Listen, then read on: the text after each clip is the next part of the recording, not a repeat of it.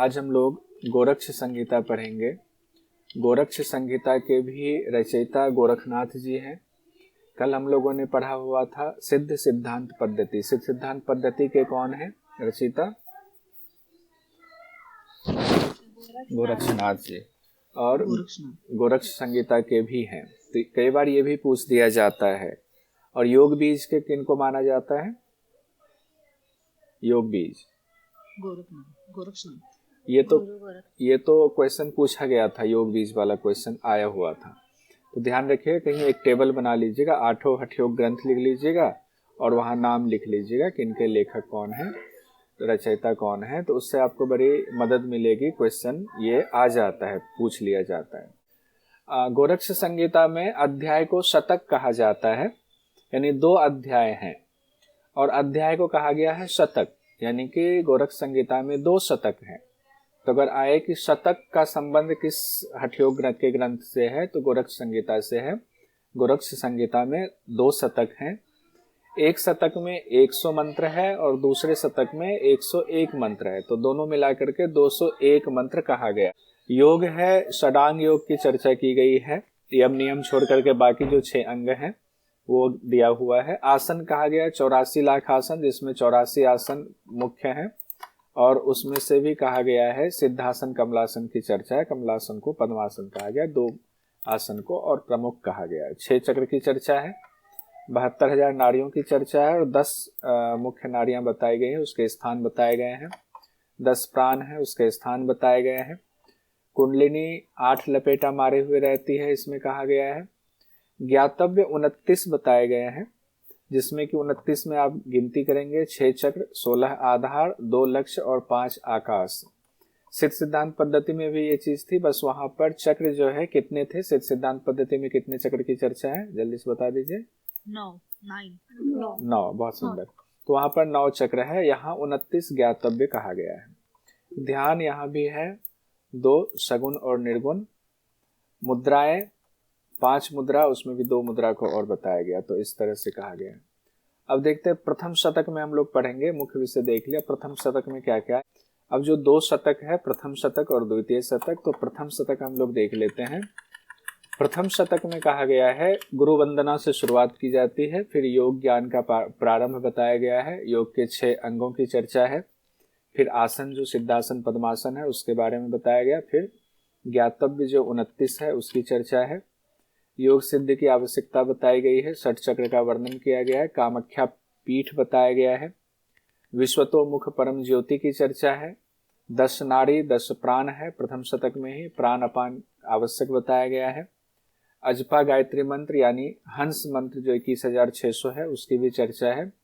शक्ति चालन की बात है और पंच मुद्रा उसके बाद अलग से बताया गया है। प्रणव का अभ्यास बताया गया है, नाड़ी शोधन और नाड़ी शोधन के फल बताए गए। द्वितीय शतक में कहा गया प्राणायाम का वर्णन है, त्रिविध प्राणायाम बताया गया है उसी में कि निम्न मध्यम और उच्च कैटेगरी में प्राणायाम की विधि है, प्राणायाम का फल फिर बताया गया है। समाधि के स्वरूप की चर्चा है, योग सिद्धि के चिन्ह बताए गए हैं, प्रत्याहार का वर्णन है, दिवस के 3 विभाग बताए गए हैं, विपरीत करनी मुद्रा है, अनाहत चक्र है, काकी मुद्रा, विशुद्धि चक्र, रसास्वाद अनुभव खेचरी मुद्रा के दौरान जो है उसकी चर्चा है, धारणा ध्यान और समाधि कही गई है। प्रथम शतक से ऐसे शुरुआत हो रही है, योग ज्ञान का प्रारंभ हो रहा है कि गुरु गोरखनाथ अपने गुरु को भक्ति पूर्वक प्रणाम करते हैं और उसके बाद योग की शुरुआत करके इस पुस्तक की शुरुआत हो रही है।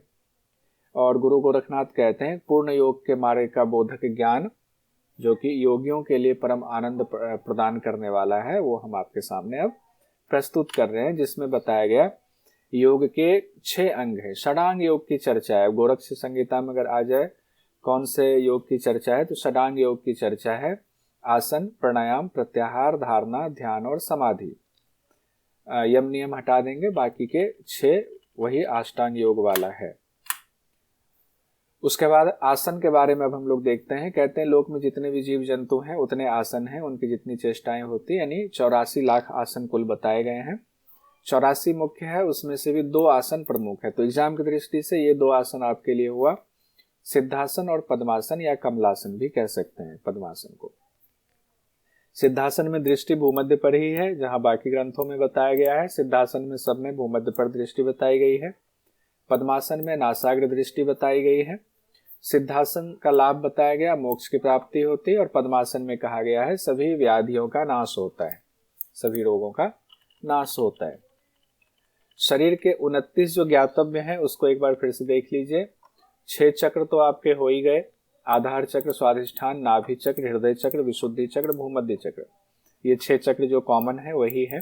उसके बाद कामरूप पीठ की चर्चा की गई है। बताया गया मूलाधार और स्वाधिष्ठान के बीच में त्रिकोण के आकार का योनि स्थान है, जिसको कामरूप पीठ कहा गया है। त्रिकोण के आधार का बताया गया है। और हम लोगों ने एक शास्त्र में पढ़ा हुआ था जहां त्रिकोण और उसके बाद चकोर बताया गया था और अंडाकार बताया गया था। वो कहां पर बताया, किस शास्त्र में उसकी चर्चा थी?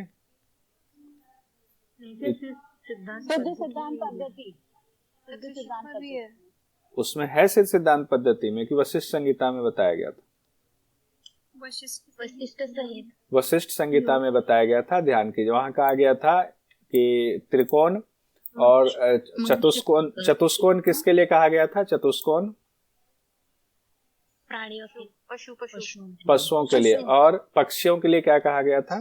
गोलाकार कहा गया। ठीक है, बहुत बढ़िया। तो ये यहाँ से याद हो जाएगा। तो मूलाधार और स्वाधिष्ठान के बीच में त्रिकोण आकार वाला योनि स्थान कामपीठ है।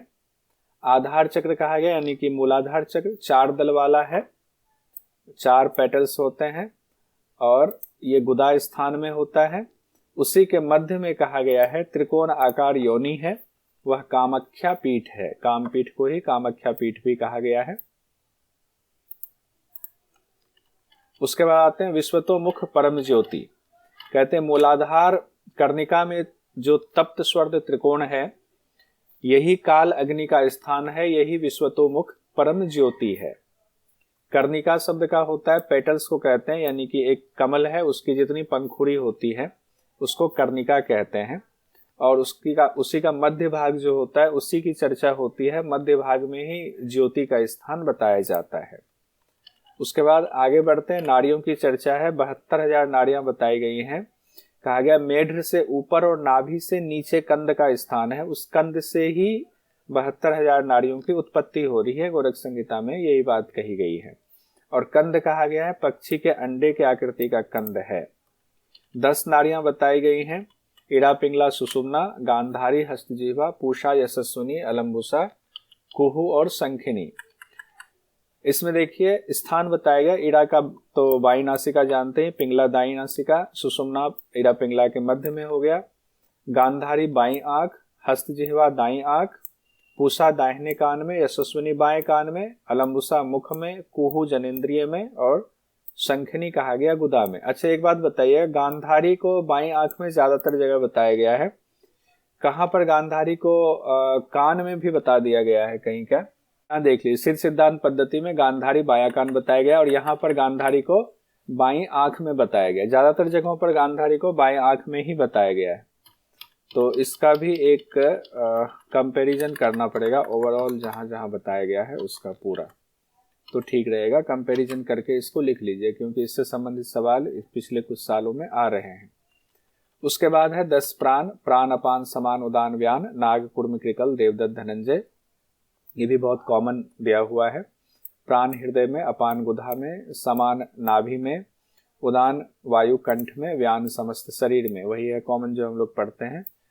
नाग का कार्य बताया गया है डकार, कुर्म का पलक झपकाना, कृकल का छींकना कहा गया है, देवदत्त चम्हाई लेता है और धनंजय संपूर्ण शरीर में रहता है। मृत्यु के पश्चात कहा गया 4 घड़ी तक भी यह शरीर में रहता है। यहां से क्वेश्चन पूछा जाता है। प्राण अपान की साधना को कहा गया बहुत आवश्यक है, इसको जरूर करना चाहिए।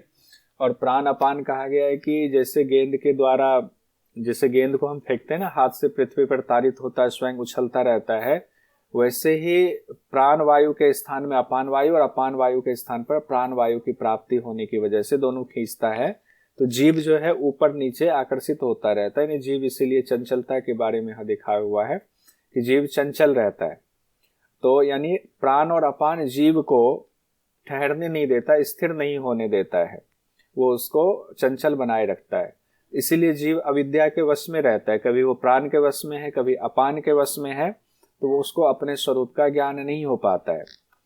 उसके बाद कहते हैं उसी कारण से वह इड़ा पिंगला नाड़ियों के द्वारा मूलाधार तक गिरता है और नासिका रंध्र तक चढ़ता है। इस प्रकार गिरता चढ़ता रहता है और चंचल होने की वजह से वो दिखाई नहीं देता है। तो ये और भी ग्रंथों में ये बात कही गई है।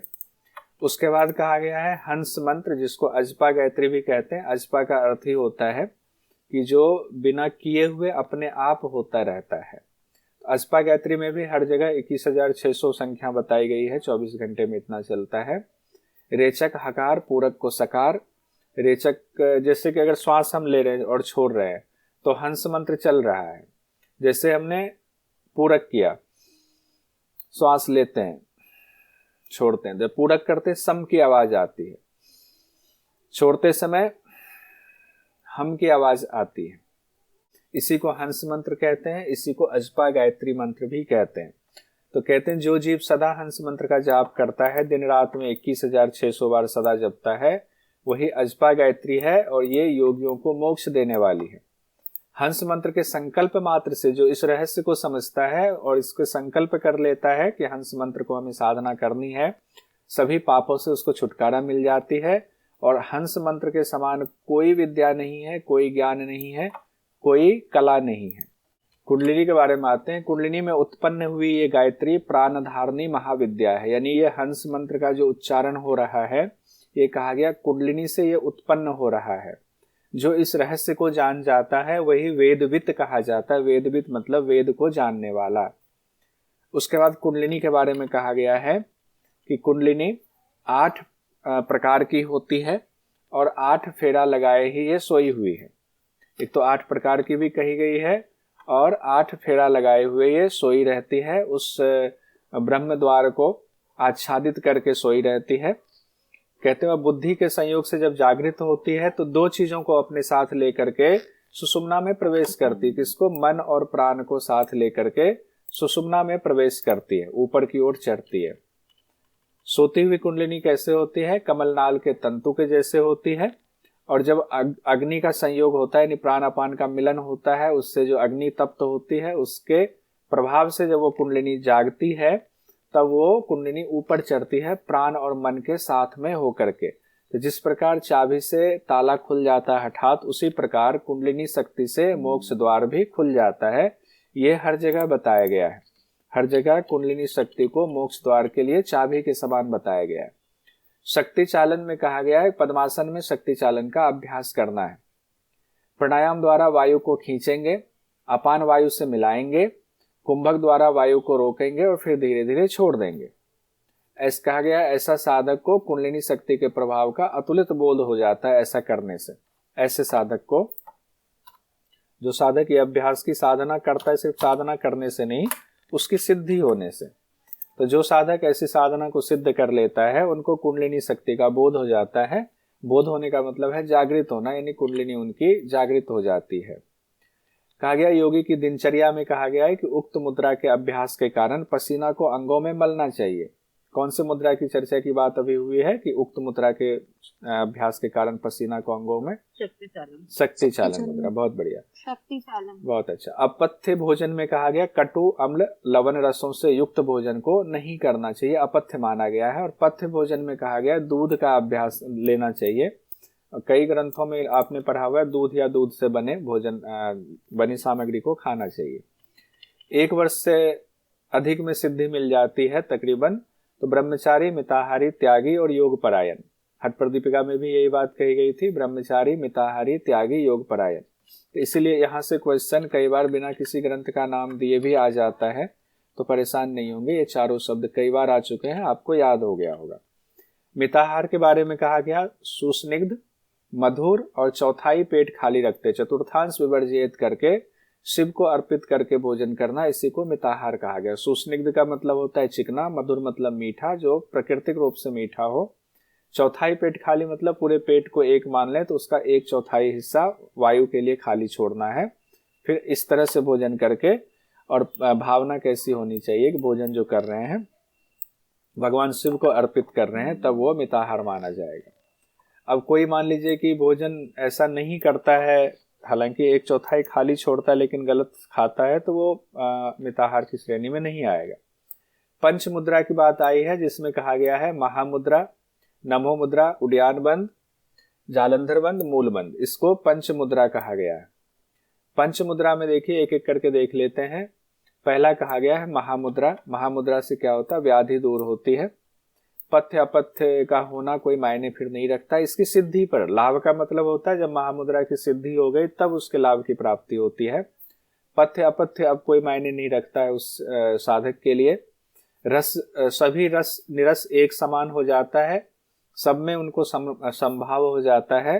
घोर विष भी उनके लिए अमृत के समान हो जाता है। और कहा गया है क्षय, कुष्ठ, उदावर्त, गुल्म, अजीर्ण आदि रोगों का शमन होता है। तो क्षय कुष्ठ रोग ये ध्यान रखिएगा, क्षय से शुरू होता है, कुष्ठ, उदावर्त, गुल्म, अजीर्ण, तकरीबन सभी जगहों पर यह बात कही गई, ज्यादातर जगहों पर।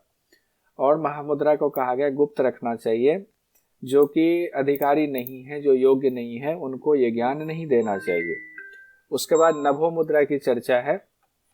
नभो मुद्रा के बारे में कहा गया है कि रोग, मृत्यु, निद्रा, क्षुधा, तृष्णा, मूर्छा से पीड़ित नहीं होता है, शोक, बंधन, चंचल नहीं होता है। योगी का बिंदु कामनी के आलिंगन से भी क्षरित नहीं होता है। बिंदु दो प्रकार का बताया गया है, पांडुर और लोहित। महारज को लोहित कहा गया है, पांडुर वीर्य को कहा गया है। तो बिंदु दो प्रकार का हुआ, वीर्य और रज, तो पांडुर और लोहित कहा गया है। उड्यान बंद की चर्चा आई है। नाभि से नीचे इस बंद का स्थान बताया गया है, नाभि से नीचे उड्यान बंद का स्थान बताया गया है। इसको मृत्यु मातंग केसरी कहा गया है। फिर जालंधर बंद है, चौथा पंचबंद में चौथा बंद जालंधर बंद है। कहा गया दुखों और रोगों का नाश करने वाला है। इससे अमृत स्थिर होता है, यानी चंद्रमा से जो अमृत का श्राव होता है वो अमृत स्थिर होता है, या कह सकते हैं सोमरस स्थिर होता है। तो ये क्वेश्चन भी कॉमन पूछा जा सकता है बिना किसी ग्रंथ का नाम दिए हुए कि चंद्रमंडल किससे स्थिर होता है। तो जालंधर बंद के अभ्यास से चंद्रमंडल स्थिर होता है। साथ ही कहा गया वायु का प्रकोप नहीं होता है। तो ये कहीं नोट कर लीजिएगा, चंद्रमंडल कौन से अभ्यास से स्थिर होता है। मूलबंद कहा गया है मलमूत्र नष्ट हो जाते हैं, यानी अल्प हो जाते हैं, वृद्ध भी युवा हो जाता है मूलबंद के अभ्यास से। उसके बाद आता है प्रणव का अभ्यास। प्रणव का अभ्यास करने के लिए कहा गया है पद्मासन में अभ्यास करेंगे। शरीर को, कंठ को, सिर को समान स्थिति मतलब सीधा रखेंगे। दृष्टि पद्मासन में है तो नासिकाग्र दृष्टि होगी। और फिर ओंकार स्वरूप ब्रह्म का जाप करेंगे, क्योंकि ब्रह्म को ही ओंकार का पर्यायवाची माना गया। ओंकार मतलब ब्रह्म ही है।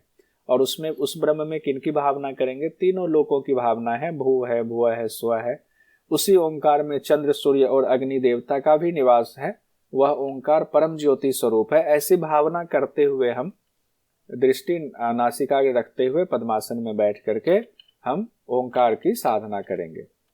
उसके बाद कहा गया ओंकार में 3 काल, 3 लोक, 3 स्वर, 3 देवता, क्रिया, इच्छा, ज्ञान और ब्राह्मी, रौद्री, वैष्णवी, यह 3 शक्ति भी रहती है। यह 3 शक्ति में कौन? ब्राह्मी, रौद्री, वैष्णवी शक्ति है। आकार, उकार, बिंदु रूप, मकार मात्रा जिसमें स्थित है। इसको नीचे कर देते हैं।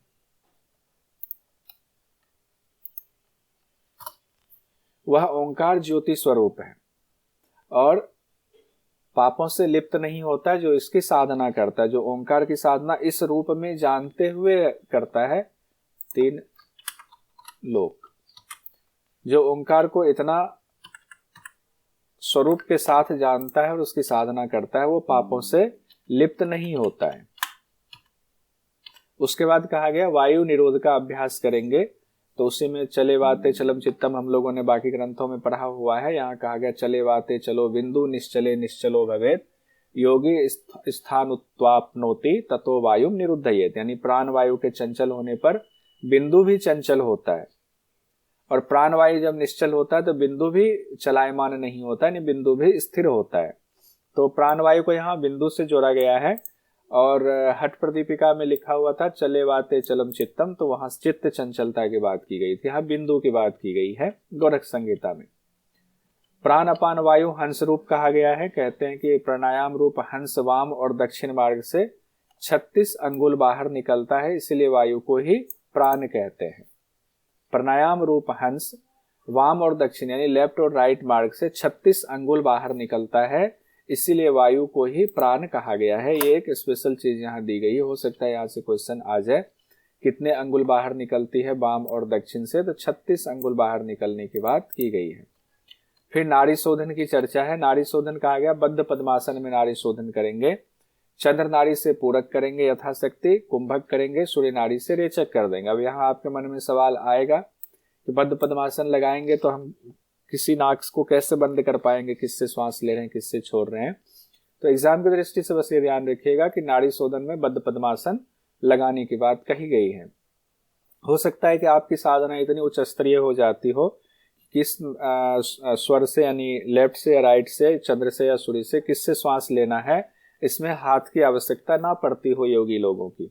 हो सकता है उनकी जिह्वा इतनी लंबी हो जाती हो कि जिह्वा के द्वारा ही अंदर वो राइट को बंद कर लेते होंगे तो लेफ्ट से श्वास लेते होंगे, लेफ्ट को बंद करते होंगे तो राइट से श्वास लेते होंगे, ये भी हो सकता है। तो बद्ध पद्मासन कहा गया, नाड़ी शोधन करेंगे बद्ध पद्मासन में, चंद्र नाड़ी से पूरक करेंगे, फिर कुंभक करेंगे यथाशक्ति, फिर सूर्य नाड़ी से रेचक कर देंगे। और कहा गया है पूरक में चंद्रमंडल का ध्यान करना है, ऐसा साधक सुखी होता है। और फिर इसके बाद इसी को विपरीत करना है मतलब सूर्य नाड़ी से आपने रेचक किया है, सूर्य नाड़ी से ही पूरक करेंगे, यथाशक्ति कुंभक करेंगे, फिर चंद्र नाड़ी से रेचक कर देंगे। तो ये विपरीत हो गया, ये हो गया आपका नाड़ी शोधन का अभ्यास। इस प्राणायाम में कुंभक के समय सूर्यमंडल का ध्यान करना है। तो उसमें ऊपर क्या कहा गया देखिए, पूरक कर रहे हैं तो चंद्रमंडल का ध्यान करेंगे, और जब कुंभक कर रहे हैं तो सूर्यमंडल का ध्यान करेंगे। ये दो बातें खास कही गई है। उसके बाद कहा गया है कि सभी नाड़ियां 3 महीने के पश्चात शुद्ध हो जाती हैं, यानी कि अगर एग्जाम में आ जाए गोरख संहिता के मुताबिक नाड़ी शोधन कितने महीने करने की बात कही गई है, या कितने महीने में नाड़ियों की शुद्धि हो जाती है, तो 3 महीने है। ज्यादातर जगहों पर 3 महीने ही कहा गया है, कहीं कहीं 6 महीने की चर्चा है। नाड़ी शोधन का फल क्या होता है गोरख संहिता के मुताबिक, नाड़ियों की शुद्धि हो जाती है, जठराग्नि प्रदीप्त होती है, आरोग्य की प्राप्ति होती है, नाद स्पष्ट सुनाई देता है। ये कंप्लीट हो गया आपका गोरख संहिता का प्रथम शतक। प्रथम शतक मतलब प्रथम अध्याय कंप्लीट हो गया। प्रथम अध्याय में कितने मंत्रों की चर्चा है एक बार बता दीजिए। ऐसे 100 है। और द्वितीय शतक में कितने मंत्र हैं? 101। बहुत सुंदर, 101 मंत्र है। द्वितीय शतक में क्या क्या है? प्राणायाम वर्णन है, त्रिविध प्राणायाम है, प्राणायाम की विधि बताई गई है, प्राणायाम का फल बताया गया है, समाधि का स्वरूप है, योग सिद्धि के चिन्ह है, प्रत्याहार का वर्णन है, दिवस के 3 विभाग हैं, विपरीत करनी मुद्रा, अनाहत चक्र, काकी मुद्रा, विशुद्धि चक्र, रसास्वाद अनुभव, धारणा ध्यान, समाधि हमें पढ़ना है। ऊपर आपने कहाँ पे छोड़ा था इसको? नाड़ी शुद्धि पे छोड़ा था। फिर नाड़ी शुद्धि से आगे बढ़ रहे हैं, प्राणायाम से अब इसमें शुरू करेंगे। नाड़ी शुद्धि के बाद प्राणायाम का वर्णन इसमें द्वितीय शतक में। रेचक पूरक कुंभक को प्रणवात्मक कहा गया है, रेचक पूरक कुंभक को। और इसमें 12 मात्रा युक्त प्राणायाम कहा गया है। 12 मात्रा, 16 वाला नहीं है, ध्यान रखेंगे इसे। 12 मात्रा युक्त प्राणायाम को करना है और 3 प्रकार का होता है। 3 प्रकार का मतलब अधम, मध्यम और उत्तम प्राणायाम बताया गया है। कौन कौन सा हुआ? अधम में कहा गया 12, 16 और 10, ये सीक्वेंस याद रखिएगा। 12, 16, 10। मध्यम हुआ 24, 32, 20 और उत्तम में हो गया 36, 48, 30। मतलब उसको डबल करेंगे फिर ट्रिपल करेंगे। मध्यम में डबल हो गया, उत्तम में ट्रिपल हो गया। प्रभाव वही है जो बाकी जगहों पर है। पसीना आता है अधम में, मध्यम में कंपन और उत्तम में ऊर्ध्वगति होती है। यही प्राणायाम ओंकार प्राणायाम की चर्चा एक जगह और है, योग उपनिषद में है, जहां 12, 16, 10 बताया गया है। कहीं है क्या?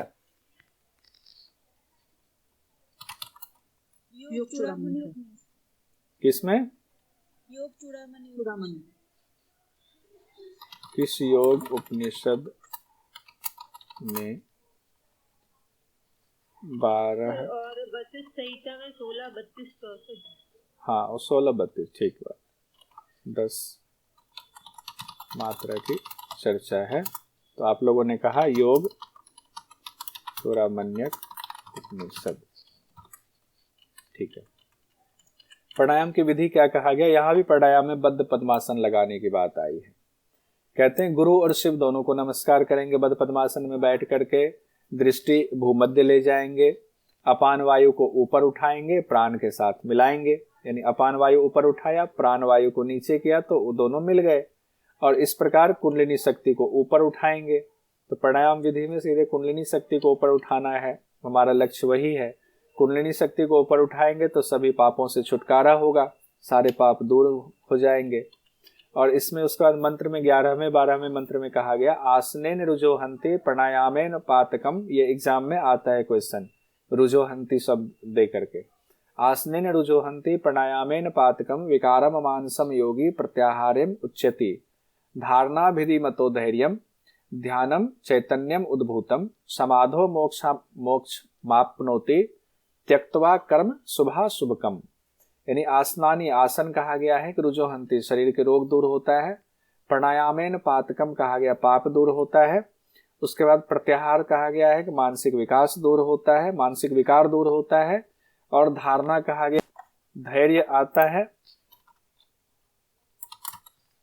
धारणा से धैर्य मिलता है हमें।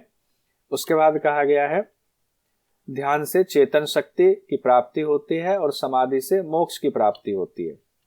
यानी कि इसको अगर एक साथ पढ़ें तो आसनों से शरीर के रोग दूर होते हैं, प्राणायाम से सभी पाप नष्ट हो गए, प्रत्याहार से मन के विकार मिट जाते हैं, धारणा से धैर्य की वृद्धि होती है, धैर्य की प्राप्ति होती है, ध्यान से चैतन्य शक्ति यानी कि आत्मशक्ति का बोध होता है, और समाधि से सभी शुभ अशुभ कर्मों का त्याग होने के बाद मोक्ष की प्राप्ति होती है। उसके बाद 13वें मंत्र में और 14वें मंत्र में भी कहा गया है कि किस प्राणायाम से कितना, मतलब कितना करना है तो क्या होगा, उसकी चर्चा है। कहते हैं प्राणायाम मद विषटकेन प्रत्याहार प्रकीर्तितः प्रत्याहार द्विष्टकेन ज्ञायते धारणा शुभा धारणा द्वादश प्रोक्ता ध्यान विशारदेह ध्यानाद्वादश कनेनैव समाधिर्विधीयते। कहते हैं 12 प्राणायाम से प्रत्याहार होता है, इसको अलग रखेंगे। 12 प्राणायाम से प्रत्याहार होता है और 12 प्रत्याहार से धारणा होती है, और 12 धारणा से प्राणायामों का 12 धारणा से प्राणायामों का ध्यान होता है। और फिर उसके बाद समाधि मिलती है। देखिए 12 प्राणायाम से प्रत्याहार होता है, 12 प्रत्याहार से धारणा होती है, धारणा से 12 धारणा से ध्यान होता है, और 12 ध्यान से समाधि होती है। समाधि के स्वरूप के बारे में कहा गया जो योगी अनंत विश्वतोमुख परम ज्योति का समाधि द्वारा वो दर्शन कर लेते हैं, वह किसी कर्मों में यानी शुभ अशुभ किसी भी कर्म में लिप्त नहीं होते हैं और मोक्ष को प्राप्त कर लेते हैं, यानी जन्म जन्मांतर के आवागमन से उनको छुट्टी मिल जाती है, छुटकारा मिल जाता है। योग सिद्धि के क्या लक्षण बताए गए, घंटा आदि की उनको ध्वनि सुनाई देती है, यानी नादानुसंधान उनका अपने आप हो जाता है और उनको नाद सुनाई देने लगता है। अगर आप सही से प्राणायाम करते हैं तो सभी रोग दूर हो जाते हैं। अगर आप गलत प्राणायाम करते हैं तो हिक्का, कास, श्वास, सिर, कान और नेत्र में वेदना होती है, इनके रोग उत्पन्न होते हैं। ये सीक्वेंस ध्यान रखिएगा, कई जगहों पर ये पूछा जाता है।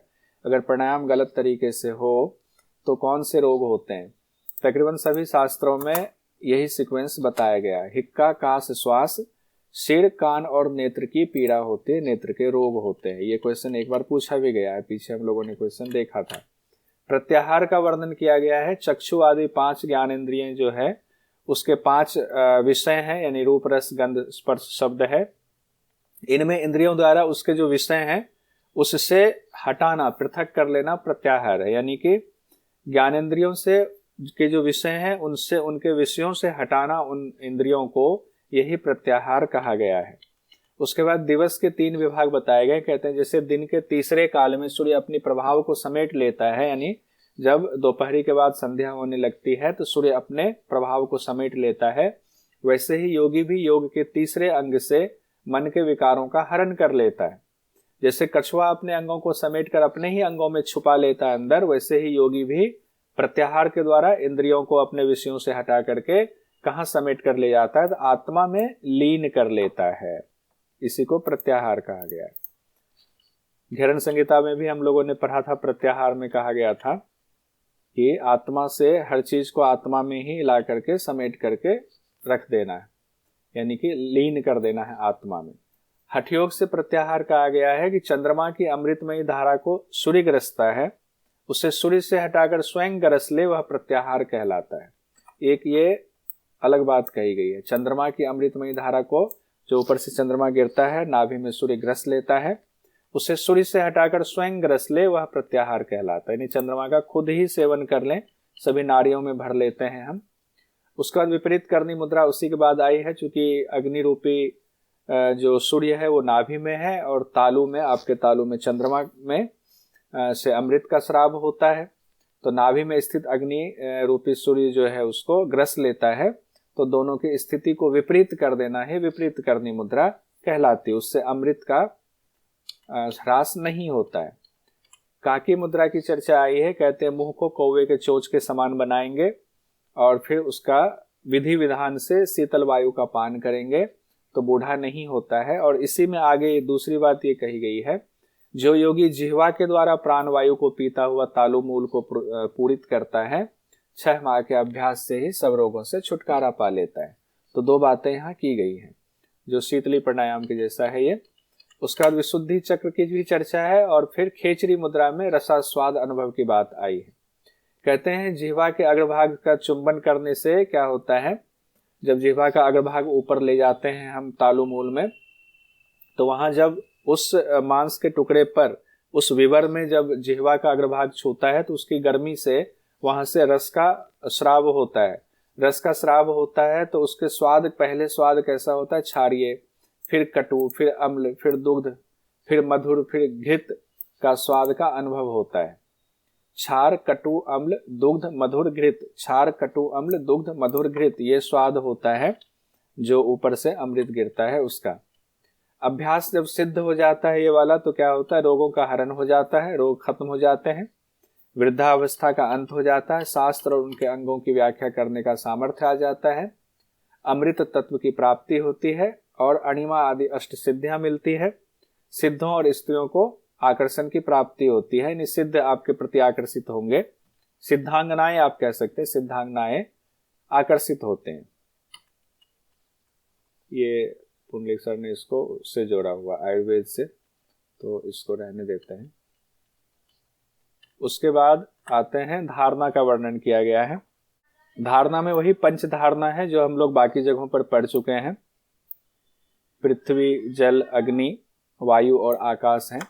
पृथ्वी, जल, अग्नि, वायु, आकाश, उसी का पहले पंचभूत हम देख लेते हैं, फिर उसके वर्ण देख लेंगे, फिर देवता क्या बताए गए हैं, चक्र किससे संबंधित है, आकार कैसा बताया गया है, बीज मंत्र वही है सेम, समय 5 घटी करना है, गुण बताया गया है और फल बताया गया है। तो कई चीजें तो आपको पहले से याद ही है इसमें, जैसे पृथ्वी तत्व है, इसका पीला रंग बताया गया है हरताल के जैसा। देवता ब्रह्मा है, ये ब्रह्म देवता देखिए वही है, ब्रह्मा, विष्णु, रुद्र, ईश्वर और सदाशिव। चक्र ये मूलाधार से संबंधित है। आकार बताया गया, चतुष्कोणीय आकार है इसका। और बीज मंत्र है लम, बीज मंत्र भी वही है, लवर यह, लम वम रम यम हम। तो बीज मंत्र लम है, 5 घटी तक ध्यान करना है। और गुण बताया गया, स्तंभन इसका गुण है। और सिद्धि होने पर क्या होता है, भूत सिद्धि होती है। पृथ्वी तत्व को आप जीत लेते हैं, फिर पृथ्वी तत्व आपके मार्ग में बाधा नहीं बनती है। दूसरा है जल तत्व, जलभूत है। इसके बारे में कहा गया है कि शुभ्र वर्ण का होता है, सफेद वर्ण का। देवता भगवान विष्णु है। चक्र जो संबंधित है स्वाधिष्ठान से संबंधित है। आकार है अर्धचंद्राकार। बीज मंत्र वम है।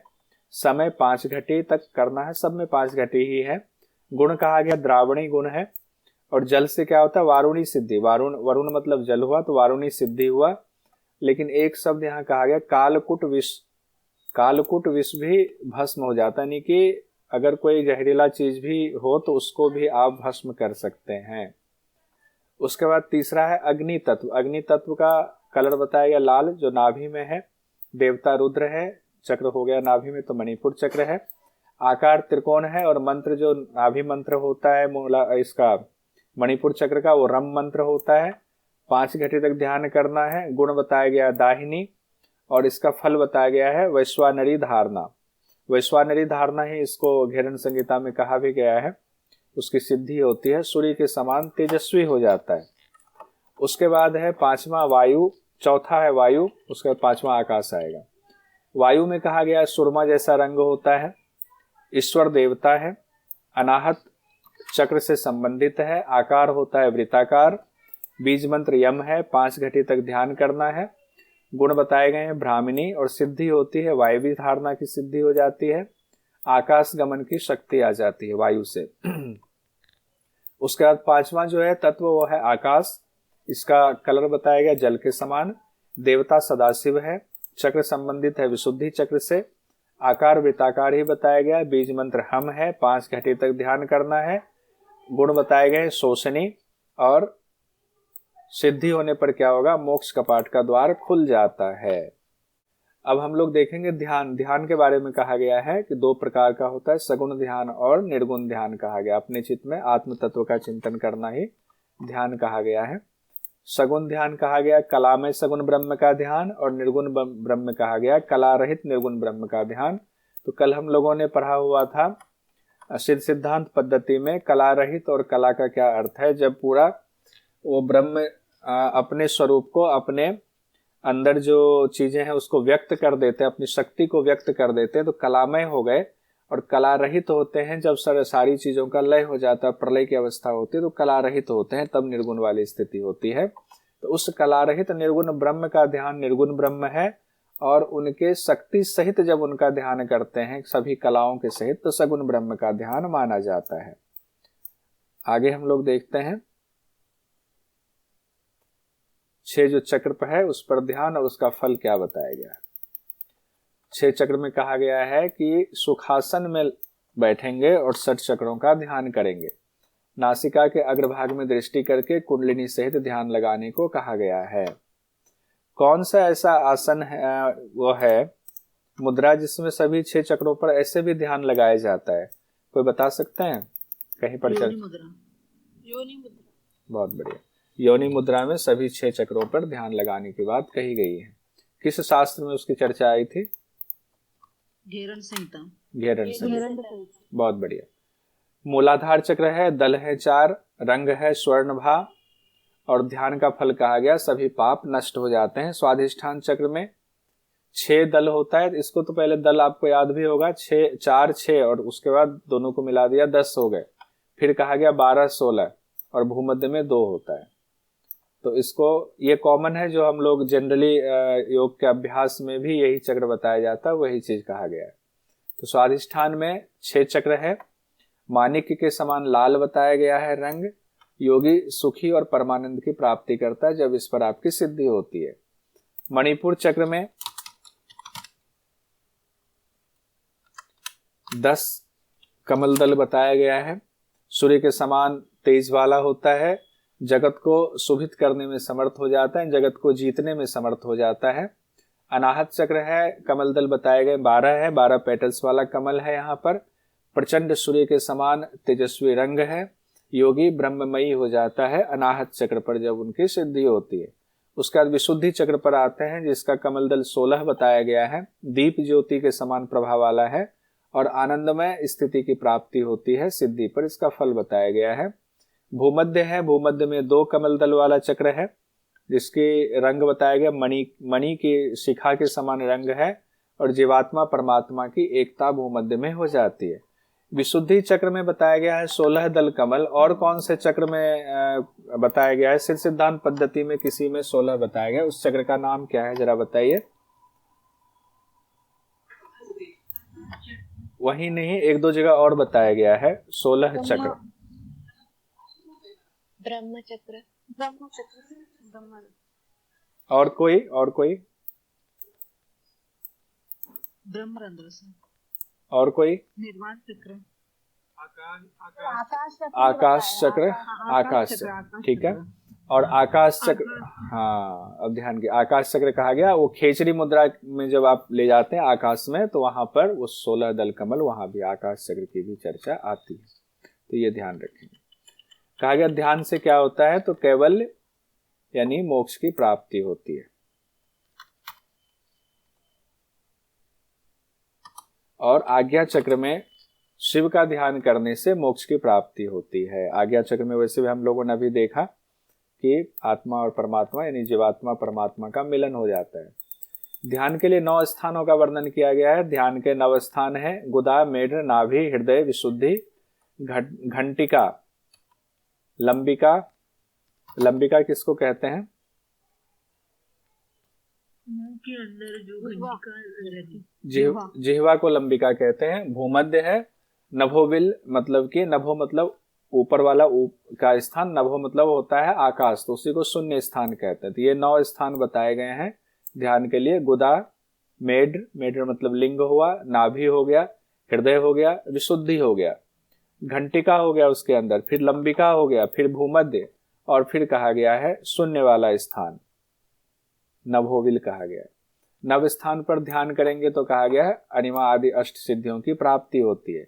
ध्यान योग की श्रेष्ठता के बारे में कहा गया है कि सहस्त्र अश्वमेघ और सैकड़ों वाजपेयी यज्ञों का फल भी अकेले ध्यान योग के 16वें अंश के समान नहीं हो सकता है। किस तरह श्रेष्ठ है ये ध्यान योग, उसकी चर्चा की गई है कि आप सहस्त्रों अश्वमेघ यज्ञ करें, सैकड़ों बार आप वाजपेयी यज्ञ करें, तो भी जो उसका फल होगा सहस्त्र अश्वमेघ यज्ञ का और सैकड़ों वाजपेयी यज्ञ का, वो ध्यान योग के 16वें अंश के समान भी नहीं हो सकता है।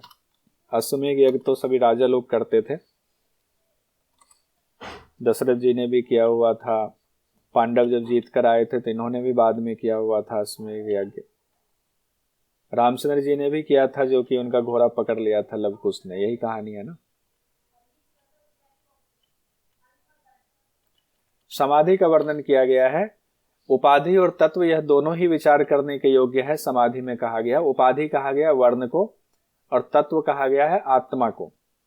तो उपाधि और तत्व यह दोनों ही विचार करने के योग्य है। उपाधि विपरीत बोध कराती है, यानी कि हमें विषयों में ले जाती है। जब बुद्धि से आपका यथार्थ ज्ञान होता है तब उस आत्म तत्व का आपको अनुभव होता है। यही उपाधि नाशवान है, यानी कि उपाधि जो आपको विपरीत बोध कराती है, जो आपको संसार में जोड़े रखती है, वो नाशवान है, नश्वर है, क्षणभंगुर है, परंतु सतत अभ्यास से ही इसका नष्ट होना संभव है। ऐसे हम सोचे कि हमारे मन जो है इन विषयों से हट जाए, वो नहीं हट सकता है। ध्यान और समाधि के भेद में बताया गया, जब तक कर्ण आदि 5 ज्ञानेंद्रियों में उनके शब्द आदि विषय का जरा सा भी संबंध बचा रहता है, तब तक जो है वो खत्म नहीं हो सकता है, तब तक उसकी अवस्था पूर्ण, ध्यान की अवस्था पूर्ण नहीं हो सकती है।